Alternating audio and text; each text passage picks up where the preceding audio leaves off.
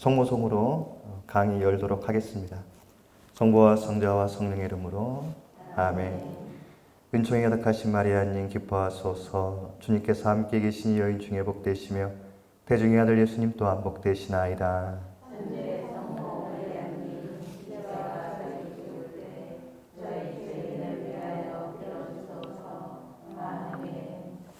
성부와 성자와 성령의 이름으로 아멘. 참 예수님, 저는 주문진에서 주문진 성당과 영동 가톨릭 사목센터를 맡고 있는 조철희 토마스 아퀴나스 신부입니다.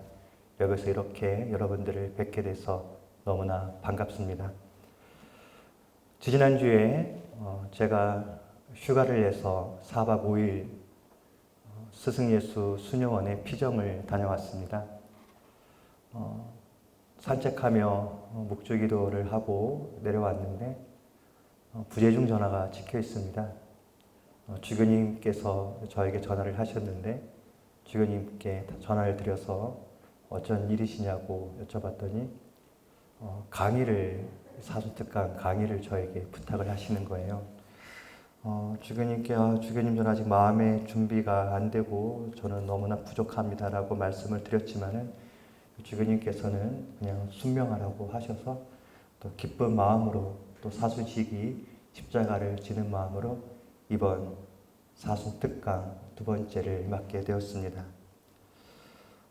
시간을 좀 많이 주셨으면 좋았을 텐데 2주 정도밖에 안 돼서 주제를 뭘로 할까 고민을 하다가 지금 주문진 성당 100주년을 맞이하면서 야외 십자가의 길을 조성을 해놨거든요. 하나하나 이 십자가의 길을 보면서 그 모든 그 십자가의 길 각 처마다 명화로 해놨어요. 명화.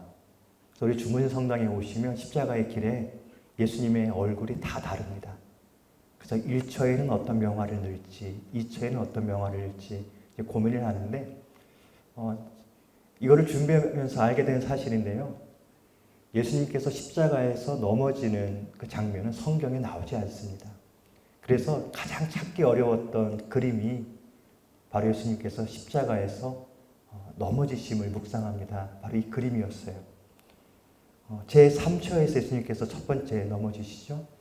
그리고 7처에서 두 번째 넘어지시고 그리고 9처에서 세 번째 넘어지십니다. 예수님께서도 넘어지시는구나. 저는 이 예수님의 넘어지심을 묵상하면서 저의 넘어짐 그리고 우리 모두의 넘어짐에 대해서 묵상하며 주제를 나는 왜 자꾸만 넘어질까? 부제로는 예수님께서 넘어지심을 묵상합시다. 이렇게 주제를 잡았습니다. 나는 왜 자꾸만 넘어질까?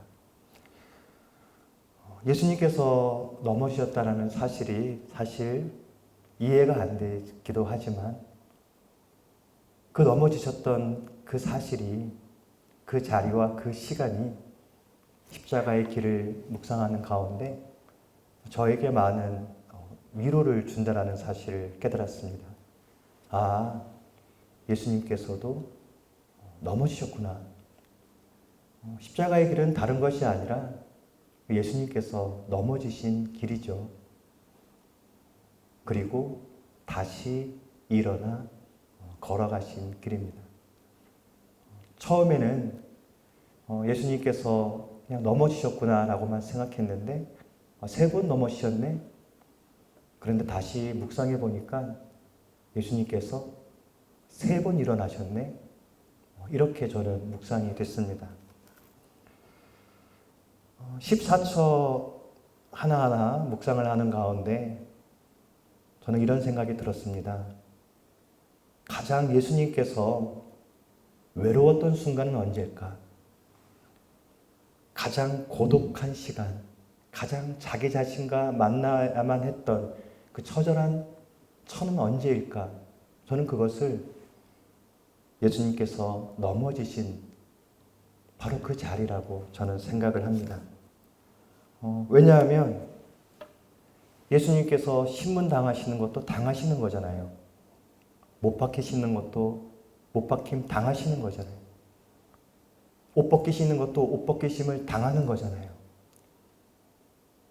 십자가에 매달리시는 것도, 그리고 예수님의 성실을 내려오는 것도 누군가에 의해서 이루어지는 거지만, 예수님께서 십자가에 넘어지신 것은 온전히 예수님께서 넘어지신 거고, 그리고 거기에서 일어나는 것도 온전히 예수님께서 스스로 일어나신 거다.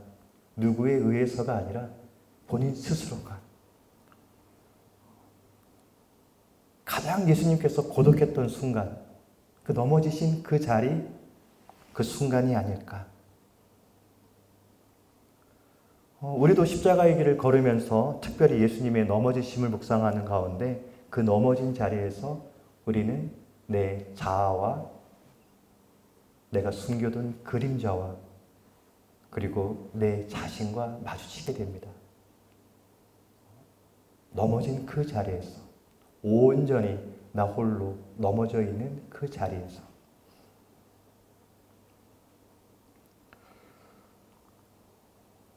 세 번 넘어지심을 묵상합시다는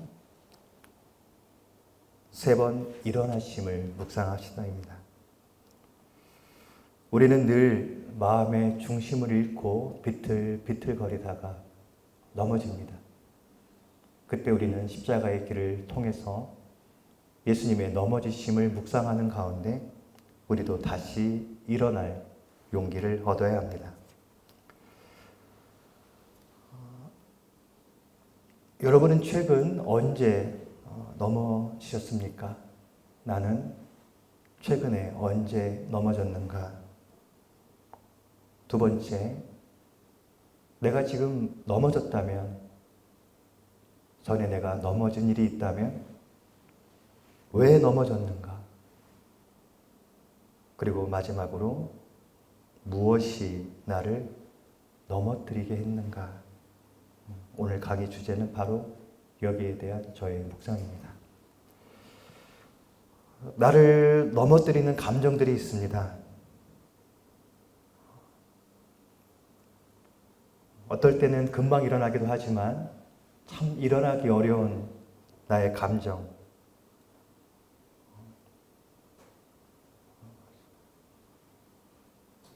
첫 번째는 분노와 격분. 두 번째는 시기와 질투. 세 번째는 불안과 두려움. 네 번째는 수치심과 죄책감입니다. 분석 심리학에서 말하는 정서적인 측면에서의 우리의 감정들인데 이것을 중심으로 해서 함께 이야기를 나눠볼까 합니다. 마음이 무너지고 넘어졌을 때 가장 밖으로 드러나는 감정, 정서가 바로 분노입니다. 제일 먼저 밖으로 표출이 돼요. 외부로 드러납니다. 우리는 화가 날 때가 너무나 많습니다. 다른 사람이 나에게 상처를 주어서 화가 나고, 내 자신에게도 화가 나고, 때로는 욥처럼 누구에게도 화가 나요? 하느님께도 화가 납니다. 왜? 나에게. 그리고 이 분노 그리고 격분은 숨기가 어려운 감정입니다. 하지만 이 감정이 다 나쁜 감정은 아닙니다. 자연적이고 언제든지 발생할 수 있는 정서들입니다. 자존감이 낮은 사람들은요, 화를 못 내요. 오히려 자존감이 높은 사람들이 화를 냅니다. 화를 안 내는 것도 문제죠. 화를 잘 내야 하는데 그렇게 쉽지가 않습니다. 우리가 어떻게 외부로부터 받은 상처에 대해서 내 화를, 분노를 표출하느냐, 그리고 내가 내 자신에게 입힌 상처, 그리고 하나님께 대한 분노, 이것을 내가 어떻게 조절하느냐, 매우 중요합니다. 분노의 감정이 마음속에서 다스려지지 않을 때 우리는 자신을 훼손하게 되고, 그때 우리는 바로 그 자리에서 넘어지게 됩니다. 아까 말씀드렸듯이 다른 감정들은 다 마음속에 어쩌면 감출 수도 있어요. 그런데 제일 감추기 힘든 게 바로 이 분노와 격분입니다. 특별히 이 분노. 분노는 뭐냐? 격분은 뭐냐? 분노는 외부의 침범에 의한 방어적인 조치입니다. 나를 지키기 위한 거죠. 상대방이 나를 침해할 때 우리는 분노를 느낍니다. 그리고 이 분노는 내 의식 상황에서 인식이 되는 감정입니다. 외부적인 화죠. 외부적인 화. 그런데 격분은 뭐냐? 무의식적이고 충동적이고 또 즉각적이에요. 어떻게 보면 이 분노보다도 더 무서운 게 격분입니다. 격분. 아까 분노가 외부로부터 받은 공격에 대해서 나를 지키기 위한 어떤 외부적인 화에 대한 반응이라면 격분은 뭐냐? 내 안에서 팔팔 끓어오르는 거예요. 내 자신에 대한 화입니다. 자기 자신에 대한 분노가 미해결된 컴플렉스. 컴플렉스는 감정이 응축된 덩어리예요. 이게 아주 단단하게 모여있는 감정의 결정체들입니다. 나의 분노가 나의 컴플렉스하고 같이 결합됐을 때 우리는 격분을 하게 됩니다. 바로 이 컴플렉스에 의해서죠. 여러분 언제 제일 화가 납니까? 누가 내 컴플렉스를 건드렸을 때죠. 그때 우리는 분노를 뛰어넘어서 이거는 그 사람에게 내는 화가 아니라 사실은 뭐예요? 내가 내 자신에게 내는 화인 것입니다. 그러니까 우리는 컴플렉스를 가지고 있다라고 이야기를 하잖아요. 저도 컴플렉스가 많아요. 우리 각자 다 컴플렉스가 있습니다. 그런데 이 컴플렉스는요, 내가 가지고 있는 게 아니에요. 오히려 컴플렉스가 나를 지배하고 나를 소유하고 있는 거예요. 우리는 이 분노와 격분을 잘 다스려야 합니다. 그래야만 우리는 넘어지지가 않아요. 마음이 다치지가 않습니다. 그러니까 이 분노를 어떻게 조절해야 되는가? 세 가지가 있다 그래요. 첫 번째는 폭포수용이죠. 폭포수용. 이 폭포수는 뭐냐? 그냥 쏟아내는 겁니다. 억압된 내 감정을 그냥 있는 그대로 폭발하는 거죠. 폭포가 막 쏟아져 내리듯이 내 화를 쏟아내 버리면 무너져 내리는 건물과도 같은 거죠. 자신이 무너뜨리면서 파괴버린 것 위로 누구도 같이 무너집니까? 자기 자신도 같이 무너져 버리게 되는 거죠. 그리고 두 번째는 호수형입니다. 호수. 분노를 내면화시키는 거죠. 화를 낼 때 화를 좀 내고 나를 지켜야 되는데 화를 못 내게 되면 우울증에 걸리는 거예요. 분노를 그냥 내면화시켜버리면 우리는 우울감, 우울증에 빠지게 됩니다. 호수가 어때요? 다 품는 것 같잖아요. 다 잔잔하고 품는 것 같지만 흐르지가 않습니다. 계속 고여있고 쌓이게 되고 시간이 지나면 거기에서 악취가 나고 썩게 되는 거죠. 내 마음이 병들게 되는 겁니다. 내 마음이 병들게 되면 결국 우리는 탈진해버리고 또 넘어지게 되는 거죠. 세 번째, 수도꼭지형이 있답니다. 수도꼭지형. 수도꼭지형은 뭐냐? 이 분노의 감정을, 수도꼭지는 어때요? 찬물, 뜨거운 물 조절할 때, 그리고 쫄쫄쫄쫄쫄 나오게 하고 싶을 때, 또 한꺼번에 쏟아내고 싶을 때 스스로 조절을 하게 되는 거죠. 가장 좋은 게 뭘까요? 수도꼭지형이죠. 우리는 내 안에서 일어나는 이 분노와 격분을 통제할 수 있어야 되고 조절할 수 있어야 합니다. 그렇지 않으면 우리는 자신을 훼손하게 되고 넘어지게 됩니다. 분노의 첫 번째 피해자는 그래서 자기 자신입니다. 그리고 분노와 격분에서 우리가 다시 일어날 수 있는, 넘어진 마음을 다시 일으킬 수 있는 방법은 용서입니다. 용서. 저는 이 분노와 격분이라는 넘어짐에서 나를 일으킬 수 있는 방법을 용서라고 생각해 보았습니다. 어디서부터 용서해야 되는가? 가장 가까이서부터 용서를 해야 합니다. 가장 가까이 있는 바로 내 자신이죠. 나부터 내 스스로가 용서를 해야 합니다. 그리고 나서 가족들을 용서해야 합니다. 그리고 교우들을 용서하고 그리고 이웃들을 용서해야 합니다. 마태복음 5장 24절에서 제단에 예물을 드리려 할 때 원한을 품고 있는 형제가 생각나거든 예물을 제단 앞에 두고 먼저 찾아가 화해하고 나서 돌아와 예물을 드려라. 예수님께서 말씀하십니다. 용서. 이거는 나와의 문제입니다. 그래서 우리는 고해성사를 보잖아요. 성당에서. 그리고 고해성사를 통해서 여러분들은 하나님께로부터 죄를 용서받습니다. 근데 우리는 용서 단계까지는 이루어졌다고 생각하지만 이 용서가 완성을 이루기 위해서는 화해를 해야 합니다. 내가 내 자신과 화해를 해야 되고 가족들과 화해를 해야 되고 이웃들과 화해를 해야 돼요. 이게 용서의 완성입니다. 예수님께서 말씀하셨듯이 용서는 성당에서 하는 거예요. 그런데 화해는 어디서 하는 거예요? 화해는 집에서 하는 거예요. 나가서 하는 게 화해예요.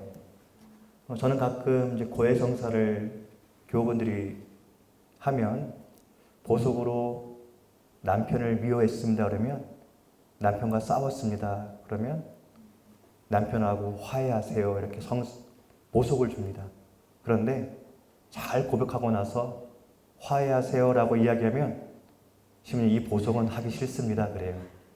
다른 보석으로 대체가 안 될까요?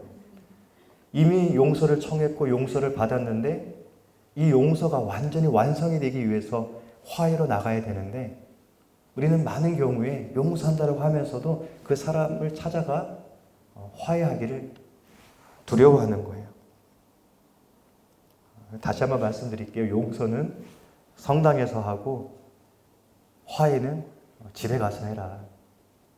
성당에서 용서하고 용서받았다고 해서 끝난 것이 아니라 마지막 단계, 화해의 단계까지 나가야 한다. 바오로 사도는 말합니다. 화나는 일이 있더라도 죄를 짓지 마십시오. 해질 때까지 화를 풀지 않으면 안 됩니다. 에베소서 4장 26절. 그리고 마태복음 5장에서 예수님께서 말씀하십니다. 원수를 사랑하여라. 그리고 너희를 박해하는 자들을 위하여 기도하여라. 그래야 너희가 하느님의 자녀가 될 수 있다. 우리는 분노함으로써 많은 것을 잃게 됩니다. 우리는 화해하지 못함으로써 넘어진 그 자리에 그냥 머물게 됩니다. 내가 화가 나고 분노하고 때로는 격분해서 저 사람 때문에 그리고 그 문제 때문에 내가 잃는 것보다 오히려 내가 화를 내서 분노한 내 자신 때문에 나에 의해서 잃는 것이 훨씬 더 많다는 것을 기억해 주시기를 바랍니다. 결국 용서와 화해를 통해서 우리가 찾게 되는 것은 누구냐? 바로 자기 자신인 거죠. 첫 번째 넘어짐, 분노와 격분에서 우리는 용서와 화해로서 일어나야 된다. 그리고 자기 자신을 다시 회복해야 한다. 두 번째, 우리의 마음을 또 넘어뜨리는 감정, 또 정서 중에 하나가 시기와 질투입니다. 시기와 질투는 매우 비슷해요. 근데 시기를 어떻게 정의할 수 있냐면 다른 사람의 우월성에 대해 불행한 마음을 가지는 마음이에요. 그냥 나보다 잘난 사람들을 보게 되면 좀 저 사람이 좀 무너졌으면 좋겠다, 좀 불행해졌으면 좋겠다 하는 마음이죠. 이건 두 가지의 감정이 있습니다. 이 시기에는 첫 번째는 다른 사람의 소유물이나 대상을 내 것으로 만들고 싶은 거예요. 누가 좋은 자동차를 샀다, 가방을 샀다 그러면 우리는 시기하게 되는 거죠. 저거 내 거면 좋겠는데, 나도 좀 가졌으면 좋겠는데. 두 번째는 다른 사람이 원하는 것, 그것이 자기가 원하는 거였다면, 내가 딱 원하는 거였는데 내가 가지지 못했는데 남이 가졌을 때 이 시기의 감정은 뭐냐면 미운 마음을 가지게 만드는 거예요. 그냥 그 사람이 미워요. 첫 번째는 저 사람의 것을 내 것으로 가지고 싶다라는 마음이고, 두 번째는 내가 원하는 것을 그 사람이 가졌기 때문에 그냥 그 사람이 미운 거, 그게 시기예요. 질투는 조금 다릅니다. 질투는 삼자가 개입되는 경우가 많아요. 질투는 다른 사람에 대한 애착에서 시작이 됩니다. 어떻게 보면 이 질투는 사랑과 관심을 받고 싶은 욕구에서 비롯이 되죠. 그래서 우리는 구약 성경을 보면 어떤 하느님을 많이 만납니까? 질투하시는 하느님을 만나게 되죠. 시기하시는 하느님이 아니라 질투하시는 하느님을 만나게 돼요. 왜냐하면 이 질투는 누군가에 대한 애정, 관심, 애착에서 시작되기 때문이에요. 그래서 이 질투는 주로 둘 사이에서 발생하지 않고 삼장 안의 갈등에서 많이 발생합니다. 근데 우리는 하나님께서 우리를 너무나 사랑해서 질투하는 마음과는 달리 우리는 다른 사람을 무조건 깎아내리고 넘어뜨리고 그것을 통해서 내가 만족을 얻으려고 하죠. 사울과 다윗의 관계를 봐도 그래요. 사울이 다윗을 시기하죠. 내가 왕인데 골리앗을 치고 온 영웅이 되어 돌아온 다윗을 보고 여인들이 막 노래를 부릅니다. 뭐라고 노래를 부르죠? 사울은 수천을 치고 다윗은 수만을 치었다니. 완전 분노, 격분으로 일어나는 거죠. 이 시기심을 통해서. 그래서 결국은 어떤 마음이 듭니까? 저놈을 내가 죽여야겠다라는 거죠. 요셉의 꿈은 저는 질투와 연결이 되었다고 생각합니다. 요셉이 이제 꿈을 꾸고 형들이 자기한테 절하고 또 아버지로부터 사랑을 많이 받잖아요. 좋은 옷을 입고 형들이 그걸 보면서 시기하면서 질투를 하게 되죠. 왜냐하면 이 아버지에 대한 사랑, 이 관심을 누가 다 가져가요? 요셉이 다 가져갔기 때문이죠. 그의 형들은 아버지가 어느 형제들보다 요셉을 더 사랑하는 것을 보고 그를 미워하여 그에게 정답게 말을 걸어줄 수가 없었다. 창세기 37장 4절. 형들은 그를 시기하였다. 창세기 37장 11절. 시기와 질투의 원인은 남의 시선입니다. 우리는 늘 비교하고 경쟁하고 또 내적으로는 늘 열등감과 우월감이 우리를 지배합니다. 어쩌면 예수님께서도 바리사의 사람들이나 대사제들, 율법학자들의 시기와 질투 속에서 예수님은 사형 선고를 받으시잖아요. 남이 인정받는 거, 사람들부터 대접받고 칭송받는 거, 우리는 사실 그거를 있는 그대로 보아줄 용기가 없습니다. 왜냐하면 내 스스로를 온전히 수용하지 못해서죠. 성당 안에서도 시기, 질투가 되게 심합니다. 프란시스코 교황님께서 그랬잖아요. 사순 시기 때 단식 이런 거 중요하지만 가장 현실적인 단식을 제안하시잖아요. 그게 뭐예요? 뒷담화 하지 마라. 뒷담화만 하지 않아도 성인이 됩니다. 그런데 우리가 맺고 있는 이 관계들, 타인들과 맺고 있는 이 관계들이 사실 뭘로 이루어지느냐? 대부분이 타인에 대한 뒷담화로 이루어지죠. 저 사람과 나를 연결시켜 주는 것이 타인에 대한 뒷담화. 야, 저 사람이 그렇다. 그래 하면서 우리는 그렇게 관계를 이어나가요. 성당에 오면은 누구 이야기 뒷담화 많이 합니까? 본당 신부 뒷담화겠죠. 그러면서 관계를 이어나가는 거예요. 그러면서 또 성당에서 시기하고 질투하게 되는 거죠. 새 영세자가 세례를 받고 열심히 신앙생활을 하려고 해요. 근데 신앙생활을 오래 한 사람이 봤을 때 어때요? 전문 용어로 제가 왜 이렇게 나대나 그러죠. 제가 뭘 한다고. 그렇게 하는 거 아니야. 깎아내리려고 그러죠. 또 행여나 젊은 사람이 안 나오던 미사에 나오고 뭔가 하려고 그러면 제가 또 왜 저러나. 그러는 거 아니야. 또 깎아내리려고 그러죠. 시기와 질투, 또 교우들끼리도 서로 은근히 우리는 그런 게 있는 것 같아요. 그래서 가장 냉담하는 이유가 교우분들 간의 갈등 때문이죠. 근데 갈등이 어디서 오는가? 바로 이 시기와 질투죠.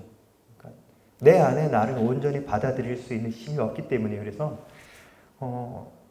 저도 그래요. 저도 이 사제단 안에서도 시기심도 생기고 질투심도 생겨요.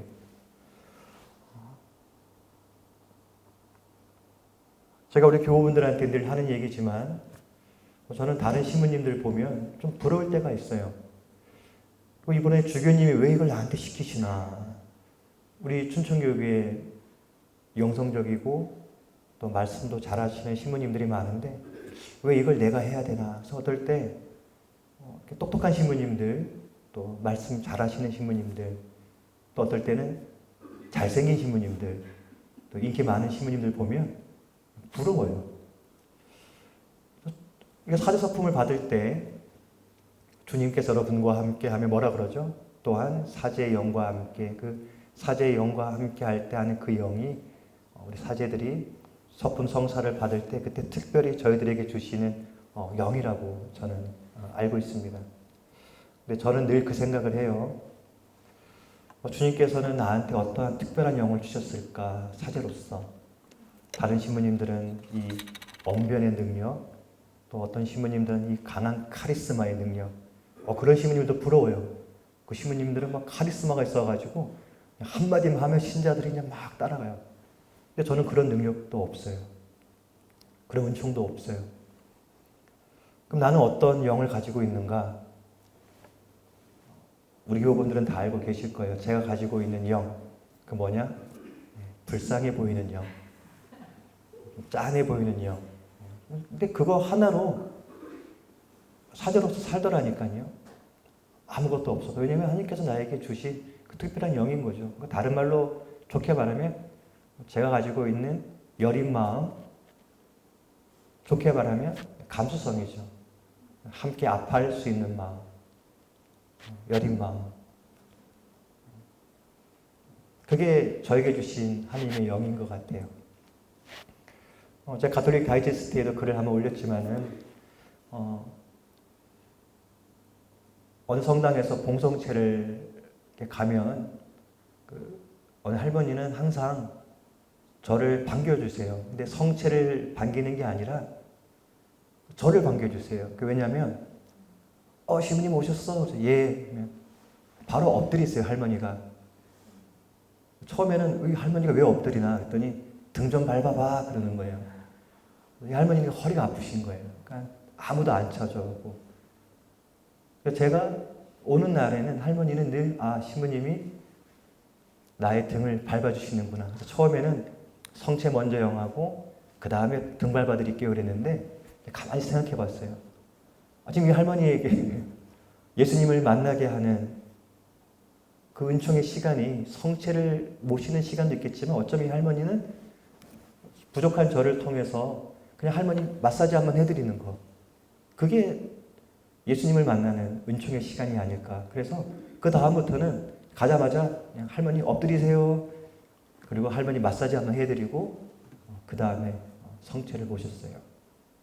제가 가지고 있는 탤런트는 그거 하나인 것 같아요.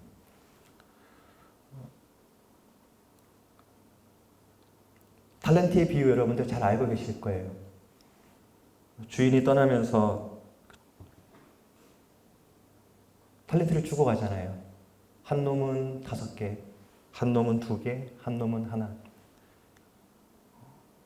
그리고 나중에 와서 결산을 합니다.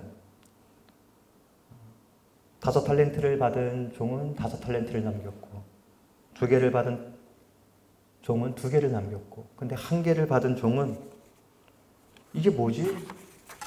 쟤는 왜 5개를 주고 쟤는 2개를 줬는데, 내가 쟤보다 힘도 세고 내가 더 성실한데 왜 나한테는 하나밖에 맡기지 않았지? 에이,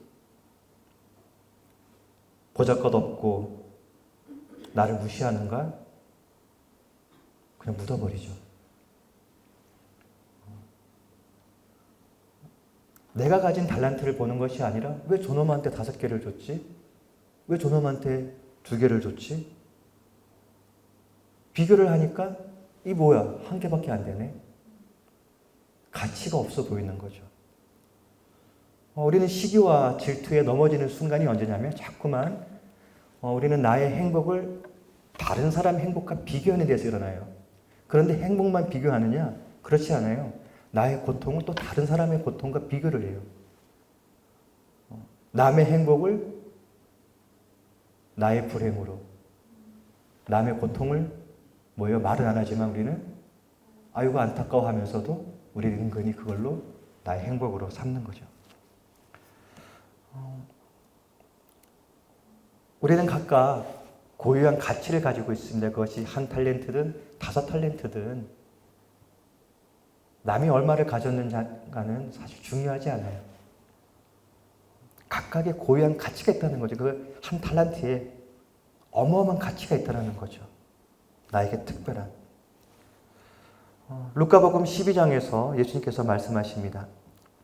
참새 5마리가 2잎에 팔리지 않느냐? 그러나 그 가운데 1마리도 하느님께서는 잊지 않으신다. 더구나 하느님께서는 너희의 머리카락까지도 다 세워주셨다. 그리고 말씀하시죠. 너희는 수많은 참새보다 귀하다. 제가 이 루카복음 12장의 이 이야기를 주일학교 아이들에게 하면서 야, 예수님께서 우리가 참 귀하다 그랬는데 참새 5마리가 2잎인데 신부님은 얼마로 보이니? 네, 물어봤어요. 그랬더니 앞에서 한 아이가 저의 가격, 저의 가치를 매겨줬습니다. 얼마냐? 그 아이가 이렇게 말합니다. 8만 원요 그러는 거예요. 그래서 그래? 그렇구나. 나는 8만 원짜리구나. 근데 8만 원을 가만히 생각해 보니까 최저시급으로 하루 일당이잖아요. 그래. 8만 원. 하루의 가치구나. 하루. 근데 그 아이가 말하는 그 8만 원이 또 저에게 더 많은 것을 선사해 주더라고요. 8만 원이면 어떤가? 어쩌면 그 아이가 8만 원이라 얘기한 거는 물론 아무 생각 없이 얘기한 거겠죠. 근데 단 하루의 이 가치, 오늘 하루라는 이 가치, 액수가 중요한 것이 아니라 오늘 하루를 사랑하는 나의 가치가 얼마나 값진가. 주님께서 말씀하시죠. 하느님께서 너희의 머리카락까지 세워두고 계시다. 여러분은 과연 얼만큼의 가치를 가지고 있는가? 우린 이것을 사랑의 고유성이라고 이야기합니다. 하느님께서 저 사람도 사랑하고 이 사람도 사랑하지만 나를 사랑하는 가치의 고유성, 이게 1달란트든 저처럼 8만 원이든 그 고유성이 있다는 거죠. 시기와 질투에서 벗어날 수 있는 그 넘어짐에서 일어날 수 있는 방법은 뭐냐? 그 1달란트를 온전히 수용하는 거죠. 바로 이 수용입니다. 수용. 내 안에서 수용하는 거죠. 밖에서 사랑을 수용하는 것이 아니라 내 안에서 내 가치와 사랑을 수용하는 것. 우리는요, 사랑을 밖에서 가질 수가 없어요. 우리는 많이 사랑을 받길 바라고 남들한테 인정받기를 원하지만은 밖에서 내 가치를 그 누구도 매겨줄 수가 없어요. 아무리 남이 나에게 100달란트, 1000달란트를 준다 하더라도 그 달란트가 내 안에 있지 않으면 아무 소용이 없는 거예요. 사랑과 가치를 밖에서 소유할 수 없다.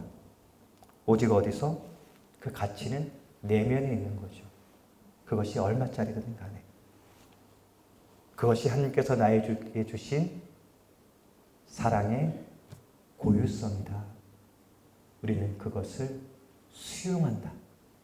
그래서 시기와 질투라는 넘어짐에서 우리는 다시 일어날 수가 있다. 잠언에 이런 말씀이 있죠. 잠언 14장 30절.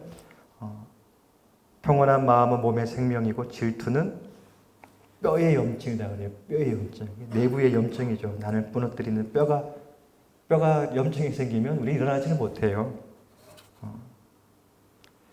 자기 자신을 내면으로부터 존중하는 사람은 안전합니다. 아무도 여러분을 뚫을 수가 없어요. 내가 잘났고 못났고 중요하지 않아요. 남이 나를 매겨주는 가치는. 우리는 어마어마한 갑옷을 입은 거죠. 자기 자신을 사랑하고 수용하는 것은. 시기와 질투에서 일어나는 힘. 나를 온전히 수용하는 것, 그리고 끌어안는 것. 바로 한 달란트의 가치, 그리고 저는 얼마? 8만 원의 가치. 그것이 내 내면에 있을 때 그것은 어마어마한 가치다. 사랑의 고유성입니다. 세 번째, 나를 넘어뜨리는 감정과 정서, 불안과 두려움입니다. 불안과 두려움은 사실 걱정과 근심 많잖아요. 저도 늘 걱정이 있고 근심이 있습니다. 또 특별히 두 가지 일을 이제 맡게 되면서 또 본당은 또 100주년이잖아요. 여러 가지 또 판단을 내려야 되고 십자가의 길, 이번에 화장실도 또 새로 하고 묵주기들도 조성하고 이제 하나하나 본당 교우분들과 함께 진짜 시노드 정신으로 한 분 한 분의 이야기를 듣고 그것을 또 감당하고 또 판단하고 또 결정 내리고 책임져야 하고 또 영동 가톨릭 사목센터도 지금 2층을 리모델링을 해놨어요. 많은 분들이 찾아오고 있습니다. 걱정이 늘 되는 거예요. 두 가지. 또 내가 맡고 있는 일에 대한 근심과 걱정이 있지만 또 사제로서 살아가는 거에 대한 내 자신 자체로서에 대한 근심과 걱정이 있죠. 이렇게 사는 게 맞는 걸까? 그리고 더 깊게 들어가면 하나님께서 나를 지금 이 모습 이대로 나를 사랑해 주실까? 받아주실까? 그것이 이제 쌓이다 보면 뭐가 되는 거예요? 불안과 두려움이 되고 이따가 또 얘기하겠지만 이 불안과 두려움이 아주 영혼의 깊은 곳으로 박혀 있으면 그게 뭐가 되는 거예요? 죄책감과 수치심이 되는 거예요. 아까 우리가 이 넘어지는 감정들을 이야기할 때 가장 밖으로 드러나는 게 뭐라 그랬어요? 외부로 표출되는 것. 분노, 격분이죠. 외부로 표출되는 거죠. 가장.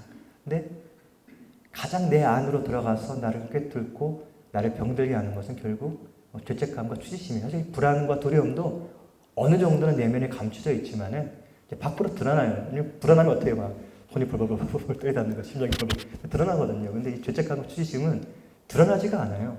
아주 내면에 깊이 박혀 있어요. 이건 조금 이따가 얘기를 하도록 하고 우리는 참 여러 가지 불안과 두려움 속에서 아주 하루 전체가 또 1년 전체가 삶 전체가 불안함이고 두려움이에요.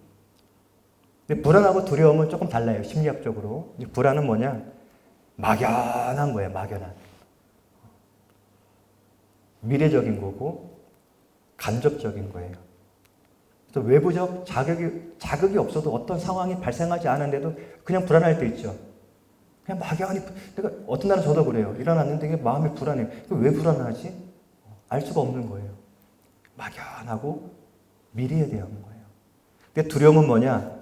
이거는 현실적인 거고 직접적인 거고 즉각적인 거예요. 그러니까 우리가 어떤 고통과 위협적인 상황에 맞닥뜨렸을 때 여기서 내가 살아남아야겠다 하는 이 생존 전략이기도 해요. 이 두려움은.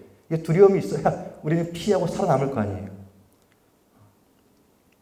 두려움은 불안보다는 더 현실적이다. 오늘 그냥 같이 그냥 이야기를 하도록 하겠습니다. 불안과 두려움. 여러 가지 두려움이 있죠. 불안이 있죠.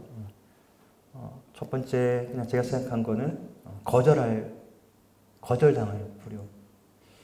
누군가로부터 내가 거부당할까 하는 그런 두려움도 있고, 또 실패할까 하는 두려움, 그리고 또 분리불안, 떨어져 나갈까 하는 그런 불안도 있고 두려움이 있고, 또 마지막으로 죽음에 대한 두려움이 있고, 여러 가지가 있어요. 우리가 늘 걱정과 두려움 속에서, 걱정과 근심 속에 살지만 그것이 내 안에서 정서가 되었을 때 이것은 불안과 두려움이 되는 거예요. 아까 말씀드렸듯이 제가 얼마 전에 피정을 다녔다고 했잖아요. 4박 5일. 제가 1월 달이 사제서품 20주년이었는데 여러 가지로 또 마음도 복잡하고 일도 정신이 없고 그냥 떠난 거예요. 그냥 좀 두려움 때문이겠죠. 지금 내가 있는 지금 주문인 성당에서 또 사제 20년을 살면서 내가 가지고 있는 어떤 실존적인 두려움일 수도 있겠고, 내면적인 두려움일 수도 있겠고, 그냥 떠나고 싶었어요. 그냥 교우분들하고 같이 무언가 회의를 할 때도 자꾸 자신감도 좀 떨어지고, 내 결정이 맞는 건가 두렵기도 하고, 그래서 그냥 떠났어요. 4박 5일 동안 떠났는데, 어제 이제 독서와 복음이 요나 이야기였잖아요. 요나가 두려움을 갖고 있죠. 요나 컴플렉스라고도 하기도 하지만, 하나님께서 요나에게 말씀을 내리는 거죠. 너 니느웨로 가서 그 사람들 회개시켜라. 그랬더니 요나 두려움이 생기는 거죠. 잘할 수 있을까? 실패하면 어떡하지? 그래서 어떻게 해요? 도망가잖아요. 니느웨로 가지 않고 거기 어떻게 보면 니느웨는 아시리아 큰 도시, 심판의 도시이고 악의 도시잖아요. 내가 거기를 왜 가요? 거기에 공포의 도시이고. 그런데 이것을 더 다르게 생각해 보면은 요나가 마주쳐야 했던 것은 뭐냐? 자신의 그림자죠. 그림자는 이 인격의 어두운 측면들이에요. 저희 같은 사람들은 늘 이 페르소나가 강하죠. 왜냐하면 이 페르소나는 인격 중에서도 겉으로 드러난 그러니까 사회적인 인격이죠. 제가 이 시간 여러분들과 함께하는 것도 사실은 이 사제로서의 가면, 이 페르소나를 쓰고 여러분들과 만나는 거죠. 이 페르소나가 저를 지켜주고 저를 보호해주지만 이게 너무 강했을 때는 결국은 뭐가 또 짙어져요? 의식되지 않은 인격의 어두운 측면, 바로 이 그림자가 아주 인격 가까이에서, 내 자아 가까이에서 붙어 있는 거죠. 근데 우리는 잘 몰라요. 근데 이 요나가 이제 니느웨로 가라 하는 하나님의 말씀을 듣고 피하는 거죠. 왜냐하면 내 그림자, 이 어두운 모습을 내 스스로가 보기가 싫은 거예요. 두려운 거죠. 그래서 어디로 가요? 타르시스로 가서 이제 배를 타다가 거기에 물에 빠져서 고래배 속에서 며칠? 3일을 있게 되잖아요. 3일. 어쩌면 저도 이 수녀원에 4박 5일 다녀온 것이 요나의 마음이었죠. 수녀원이잖아요. 모성이죠, 모성. 가장 사람이 행복했을 때, 엄마의 품에 있을 때, 엄마의 뱃속에 있을 때로 숨어 들어간 거죠. 그래서 그 피정을 갔는데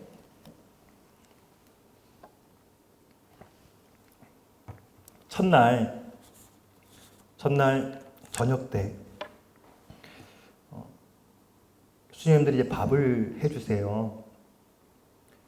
마침 그때 대전신학교 교수 신부님들이 이제 정기 피정을 오셨더라고요.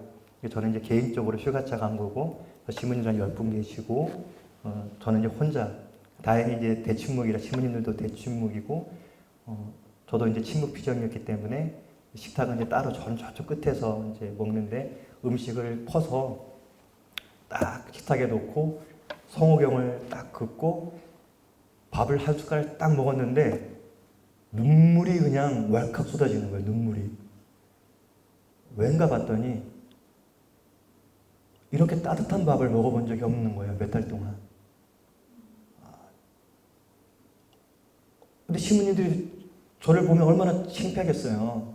저 신부가 여기까지 와서 왜 눈물을 질질 짜며 밥을 먹고 있을까 그래서 등을 이렇게 돌리고 하면서 이제 밥을 먹는데 안전한 곳으로 숨은 거죠, 제 스스로는. 그리고 내가 내 자신을 사랑하지 못했다라는 것을 좀 깨달았어요. 내가 참 사랑이 그리웠구나. 그리고 뭔가 나를 끌어안아주는 무언가가 필요했구나. 그래서 4박 5일 동안 거기서 너무나 편하게 이렇게 머물러 있었어요. 그런데 거기가 편하다고 제가 거기에서 수님들이 해주시는 밥을 먹고 맨날 질질 짜고 있으면 그거는 그야말로 자신이 파괴되는 거예요. 어떻게 해야 돼요? 다시 거기에서 뛰쳐나와야죠.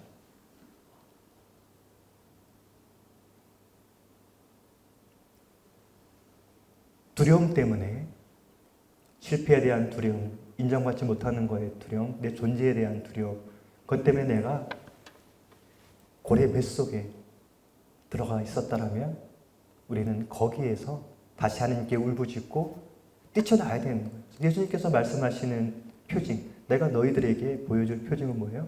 요나의 표징밖에 없다라는 거죠.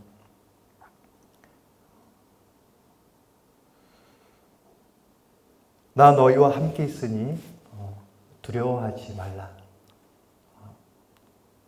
우리는 두려움 속에서 늘 자기만의 안식처를 찾고 거기에서 퇴행해버리고 자기 자신을 없애버려요. 그런데 우리는 이 불안과 두려움으로부터 이 넘어진 그 자리에서 일어날 수 있는 것은 두려워하지 말라라는 하느님의 말씀이죠. 믿음과 두려워하지 말라. 여호수아 1장 9절의 말씀입니다. 내가 분명히 말한다. 힘과 용기를 내어라. 무서워하지도 놀라지도 마라. 내가 어디를 가든지 주 너의 하느님이 너와 함께 있어 주겠다. 두려움과 불안은 언제 일어나는가? 혼자 된 느낌이 있을 때. 다시 말해서 믿음이 없을 때예요. 하느님께 대한 믿음이 없을 때 우리는 두려워하고 불안해요. 그러니까 하느님께서 나와 함께 계시지 않다라고 그런 느낌이 드니까 혼자 된 느낌, 온전히 세상에 나 혼자고 그 안에서 우리는 불안해지고 두려워지는 거죠. 작년, 올해 주교님께서 작년에 의해서 올해도 말씀 짧게 하지만 작년에 이어서 올해도 제 삶의 성경 구절은 루카복음 8장 50절입니다. 두려워하지 말고 믿기만 하여라. 이 말씀이요. 두려워하지 말고 믿기만 하여라. 야이로 회당장의 딸을 예수님께 살려주시면서 우리 딸 죽었는데 예수님 좀 빨리 좀 가시지. 왜 또 거기 또 하이라는 여자는 왜 들렸다가 예수님께서 두려워하지 말고 믿기만 하여라. 아이는 구원 받을 것이다. 이 말씀이죠. 베드로 1서 5장 7절의 말씀입니다. 여러분의 모든 걱정을 그분께 내맡기십시오. 그분께서 여러분을 돌보고 계십니다. 불안과 두려움은 하나님께 대한 믿음이 사라진 상태에서 옵니다. 베드로는 주님께서 베드로를 부르실 때 두려워하지 마라 그러시잖아요. 이제부터 너는 사람 낳는 어부가 될 것이다. 그리고 베드로는 예수님을 믿고 따라갑니다.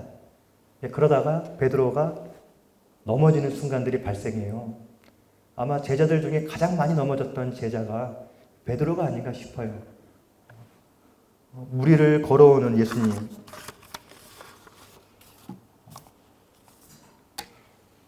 베드로가 주님께 외칩니다. 주님, 저들은 무리를 건너오라고 명령하십시오. 예수님께서 말씀하시죠. 오너라. 처음에는 신나게 잘 걸어갑니다. 거친 풍랑, 파도, 바람을 가르면서 예수님만 바라보고 잘 걸어갑니다. 근데 딱 바람, 거센 바람이 휘몰아치니까 그만 두려워지는 거죠. 예수님께서 말씀하십니다. 이 믿음이 약한 자야, 왜 의심하였느냐? 베드로가 만약에 그냥 끝까지 걸어갔으면 베드로가 과연 수제자가 됐을까? 그렇지 않다라고 생각을 해요. 베드로가 예수님의 으뜸가는 제자로서 반석으로서 서 있을 수 있는 이유는 베드로가 그 물에 빠졌기 때문이 아닌가.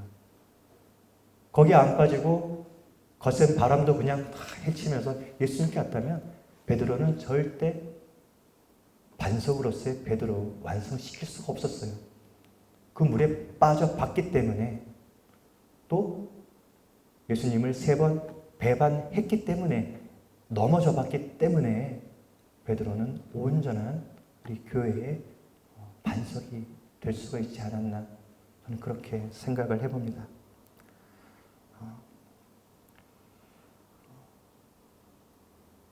두려워하지 말고 믿기만 하여라. 우리는 하느님을 믿지를 못합니다. 이대로 괜찮을까? 나의 미래는 괜찮을까? 우리를 망가뜨리는 감정이죠. 불안과 두려움. 하느님을 우리에게서 밀어내는 거죠.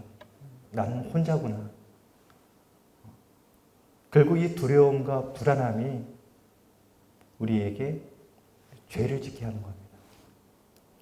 그리고 그 죄는 우리에게 가장 깊은 곳, 죄책감과 수치심으로 영혼 뿌리 깊게 박히는 거죠.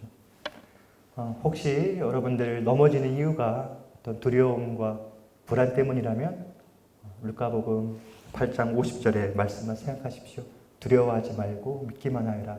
왜 불안해하는가? 왜 두려워하는가는 내가 하느님을 저쪽으로 밀어냈기 때문이다. 그리고 내가 지금 넘어진 것에 대해서 그냥 다시 일어나면 되는 거예요. 예수님의 손을 잡고 올라오면 되는 거예요. 우리는 그것을 넘어진 내 자신을 인정하지 않을 때 우리 그걸 뭐예요? 넘어진 내 자신을 인정하지 않는 것. 그게 교만인 거죠. 교만은 뭐예요? 하느님과의 단절이죠. 그래서 나 혼자 있는 거죠. 외로운 거고. 혼자 있으니까 두렵고 불안한 거죠. 두려워하지 말고 믿기만 하여라. 우리가 내면의 불안함과 두려움으로 하느님을 자꾸만 밀어내고 혼자 있게 되면 그것이 영혼의 깊은 곳으로 파고들었을 때 우리는 정말 가장 파괴적인 넘어짐, 죄책감과 수치심에 사로잡히게 돼요. 가장 영혼에 타격을 주는 감정이 죄책감과 수치심입니다. 분노와 격분, 시기, 질투, 불안과 두려움보다 영혼에 가장 깊게 들어가는 감정이고 영혼의 늪인 거예요. 늪에 빠지면 이건 헤어날 수가 없습니다. 죄책감과 수치심도 조금 달라요. 죄책감은 뭐냐? 이건 행동에 대한 겁니다. 행동. 아이고 내가 또 넘어졌네. 내가 또 걸려서 넘어졌네. 자책을 하는 거죠. 거기에 대해서. 아이고 부끄러워라. 난 또 왜 이럴까? 또 넘어졌네. 수치심은 뭐냐?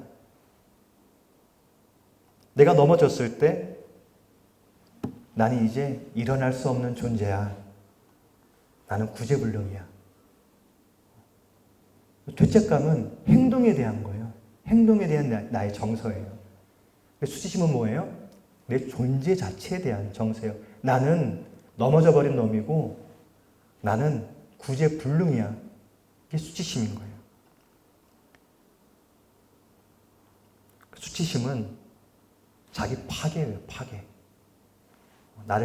내가 내 자신을 아예 그냥 버리는 거죠. 이 죄책감과 수치심이 내면 깊게 파고 들어가면 여기서 넘어졌다. 진짜 이때는 일어나기가 힘들어요. 저 같은 경우에는 저는 이 죄책감이 좀 강한 신부였어요. 특별히 고3 때 저는 이렇게 말을 하면 죄를 짓는다고 생각을 해가지고 입에다 돌을 물고 다녔어요. 아무하고도 말 안 하겠다고. 입에 침이 엄청 고이죠. 고등학교 때 친구가 한 명도 없어요. 왜 그랬을까요? 그때는 그냥 내가 뭘 해도 다 죄라고 생각했어요. 물론 지금도 그러한 저희 어렸을 때부터 제가 느꼈던 하나님에 대한 저와의 관계에 있어서 지금도 많이 그런 것들이 남아있긴 하지만 그때가 제일 심했던 것 같아요. 그래서 고등학교 때 고해성사를 봐야 되는데 수치스러운 거죠. 이 죄책감 때문에. 그래서 성사를 주임 예수님한테 봐야 되는데 못 보겠는 거예요. 부끄러워서. 솔직히 고등학생이 죄를 지면 뭔 죄를 지켰어요. 근데 그때 당시에는 그렇지가 않았던 거죠. 그래서 성사는 보긴 봐야겠는데 어디 가서 성사를 볼까 하다가 좋은 정보를 알아냈어요. 우리 교우분들은 아시겠지만 바로 주문진 성당에 외국 신부님이 계시다는 거예요.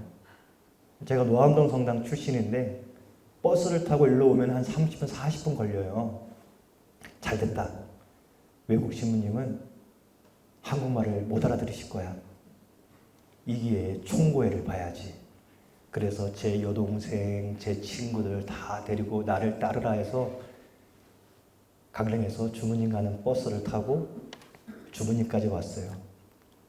그때 그 신부님이 누구시냐 하면 강 알렉산델 신부님이세요. 여기서 참 하나님의 뜻은 오묘하죠. 제가 지금 주무님 성당에서 강 알렉산델 신부님은 또 저를 또 도와주시면서 미사도 도와주시고 함께 많은 도움을 주고 계셔요. 성사를 보러 갔죠. 가서 딱 보니까 외국 신부님이에요. 잘 됐다. 성사를 보려고 신부님 저희 강릉에서 왔습니다 했더니 반가워요. 나 강릉 사람이래요. 그러면 망했다. 그래서 성사를 보고 나서 그 다음 두 번째가 아마 제 큰 여동생이었을 텐데 얘들아 미안하다. 신부님 한국말 겁나 잘하신다. 그래서 어쨌든 그 당시에 가졌던 저의 수치심, 죄책감들 물론 지금도 있죠. 지금도 사제로서의 페르소나 그리고 뒤로 밀어버린 저의 그림자들 이것이 공포로 다가오기도 해요. 그리고 자기 파괴, 자기 학대. 그래서 늘 본당을 떠나오면 늘 죄책감이 남아요. 그래서 전임 신부님들 얼굴을 잘 못 보겠어요.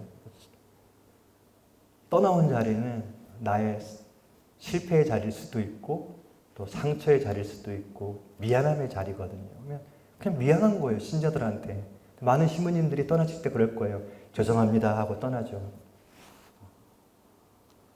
내가 기도해 주지 못한 그 미안함, 죄책감, 내가 보살펴 주지 못하고 또 내가 실수하고 넘어진 곳을 떠날 때는 늘 그런 감정들이 남게 돼 있죠. 그리고 어떨 때는 이런 느낌도 들어요. 신자분들이 미사에 안 나오시면 나 때문인가? 그래서 우리 조문성당 교우들한테 제가 문자 한번 보냈어요. 어떻게 글을 썼냐면 만천에서도 제가 글을 썼고 글 제목이 이거예요. 부족한 본당 주임 신부가 교우들에게 다시 주님께 돌아오세요. 다 제가 부족해서 그래요. 어떻게 사과해야 할까요? 어떻게 되돌려야 할까요? 죄송해요. 잘못했어요. 저를 보지 말고 주님만 보세요. 당신만 주님께 돌아온다면, 당신만 행복할 수 있다면 나에게 탓을 해도 괜찮아요. 나에게 원망해도 아무렇지 않아요. 그대 앞에 더 고개를 숙일 수 있어요. 그대 앞에 더 아무것도 아닐 수 있어요. 그러니 어서 돌아오세요. 나를 보지 말고 주님만 바라보고 돌아오세요. 이렇게 제가 문자를 보냈는데 실제로 이 문자를 받고 돌아오신 분이 계셔요. 몇 분 정도 계시더라고요. 근데 이것도 저도 벗어나야 되는 거죠. 다 나 때문이고 내 책임이다. 이 우울감이 깊어지게 돼요. 이 죄책감과 수치심에 사로잡혀 있으면. 그런데 우리는 내가 실패하고 넘어진 것을 내가 경험한 이 모든 것들을 받아들여야 해요. 넘어짐도 삶의 부분이다. 넘어짐도. 넘어짐도 나의 부분이다. 넘어짐도 구원의 부분이다. 십자가의 길에서도 예수님 넘어지지 않아요.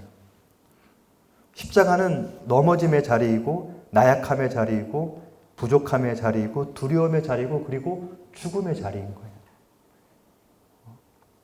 우리는 이 십자가에서 내가 넘어지고 내가 불안하고 내가 죄책감을 가졌던 그 자리를 그 십자가를 통해서 치유를 이뤄낼 수 있어야 돼요.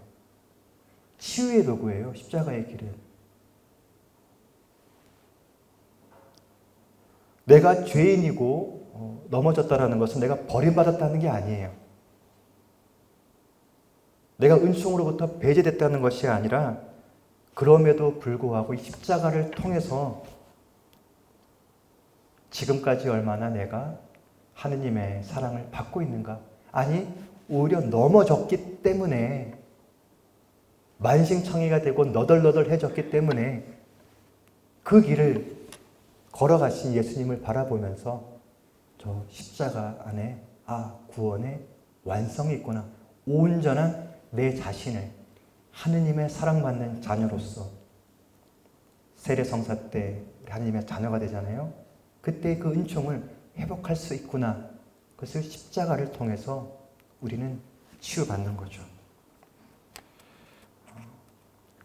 사순 시기가 이제 시작되었습니다. 사순 시기를 통해서 우리는 이제 넘어짐에서 일어남으로 그리고 죽음에서 생명으로 불안함과 두려움에서 주님께 대한 믿음으로 죄책감과 수치심에서 온전히 사랑받고 있음으로 넘어가야 합니다. 이게 파스카잖아요. 건너가는 거죠. 오늘 강의를 마무리하면서 여러분들에게 성경 한 권을 다 외울 수 있는 방법을 가르쳐 드리겠습니다. 한번 따라해 볼까요? 성부와 성자와 성령의 이름으로 아멘. 네, 성경 한 권 다 읽었습니다. 제가 요한복음 3장 16절의 말씀, 하느님께서는 세상을 너무나 사랑하신 나머지 외아들을 내주시어 그를 믿는 자는 누구나 멸망하지 않고 영원한 생명을 얻게 하셨다. 이 구절이 구약과 신약을 통틀어서 가장 중요한 말씀입니다. 그래서 어떤 사람들이 이렇게 말해요. 성경에 대해서 아무것도 모른다면 이 구절을 읽는 것부터 시작해라. 그리고 성경을 다 읽었다면 다시 돌아와서 이 구절을 읽어라 그래요. 우리 성호경을 읽을 때 성부와 성자와 하고 위에서 아래로 내려오죠. 하느님께서 세상을 너무나 사랑하신 나머지 내려오시는 거죠. 외아들을 내주시오. 내려오는 자리는 고통의 자리이고 넘어짐의 자리입니다. 어떻게 보면 죽음의 자리이죠. 너무나 사랑하신 나머지 성부와 하면서 우리는 하느님의 사랑을 느끼는 거예요. 그러면서 이분이 당신이 가장 아끼는 소중하게 여기는 당신의 외아들을 내주시오. 그래서 우리는 강생의 신비를 묵상하게 되죠. 위에서 내려오는구나. 그를 믿는 사람은 누구나 멸망하지 않고 영원한 생명을 얻게 하셨다. 그래서 그를 믿는 사람은 누구나 멸망하지 않고 다시 올라가는 거예요. 멸망하지 않고 넘어갑니다. 이제 왼쪽에서 어디로? 멸망해서 영원한 생명으로 넘어가는 거죠. 하느님께서 세상을 너무나 사랑하신 나머지 외아들을 내주시어 그를 믿는 사람은 멸망하지 않고 어디로 넘어가요? 영원한 생명으로 넘어갑니다. 그래서 우리가 십자가의 길 예수님 3번 넘어지실 묵상합시다. 넘어지면서 다시 일어나시며 예수님께서 3번 넘어지시면 3번 일어나셔서 다시 그 길을 완성하셨다. 두려움에서 평화로 넘어간다. 시기 질투에서 온전히 나를 수용함으로 넘어간다. 분노와 격분에서 허회와 용서로 넘어간다. 그리고 마지막 죄책감과 수치심에서 온전한 구원으로 파괴시켜버린 내 영혼에 생명을 주는 구원으로 넘어간다. 이게 성경이에요. 우리를 구원하시는 하느님의 약속. 십자가를 온전히 질 때 자기 자신이 됩니다. 다시 말해 우리는 넘어짐을 통해서 온전한 자기 자신이 됩니다. 나에게 어두운 면이 없다면, 넘어짐이 없다면 그 자체로 우리는 온전하지 못하다는 뜻입니다. 여러분들이 넘어짐을 체험하지 못했다면 여러분은 온전하지 못하다는 뜻입니다.